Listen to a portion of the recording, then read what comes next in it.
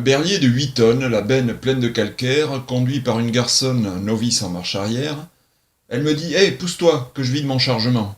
Reculant sur mes jambes, quand je hurlai « Attends !»« Quoi, attends, qu'est-ce qui se passe ?» cria la conductrice. « Tu le vois donc pas, Bécasse, tu as roulé sur mes cuisses. »« Oh mon Dieu, quelle horreur !» dit-elle en pleine panique. « J'ai mon permis chauffeur, mais je manque de pratique. »« Remets-toi en première au lieu de discourir, que je lui ai dit en colère, tout prêt à m'évanouir. » Elle perdit ses moyens, se voyant mise à pied pour avoir aplati un collègue de chantier, confondant l'embrayage et l'accélérateur, à la place d'avancer, elle calait le moteur.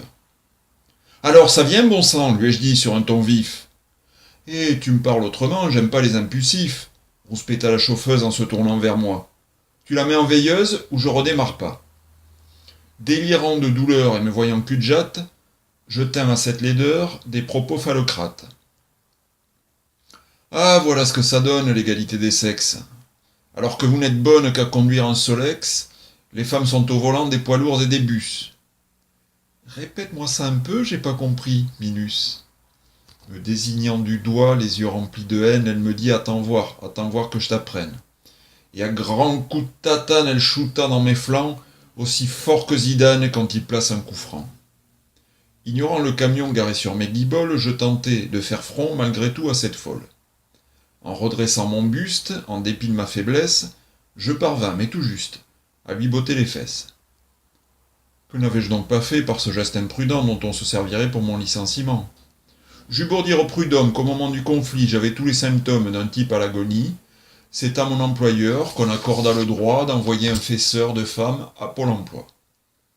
Plus tard, c'était en mars, attendez de voir la suite. Voilà pas que cette garce vint me rendre une visite. Ben alors, quoi, bonjour me dit-elle, l'air coupable. Mon sang ne fit qu'un tour, j'empoignai sur la table une carafe remplie d'eau, et avant qu'elle ne bronche, sans lui adresser un mot, la lui mettre dans la tronche. Mon geste fut retenu, comme ça, sans que je le veuille. Vous le croirez, cette tordue m'adressa un clin d'œil, et me dit « Viens, on sort, tu vas voir quel beau temps. J'ai mon permis transport, option fauteuil roulant. »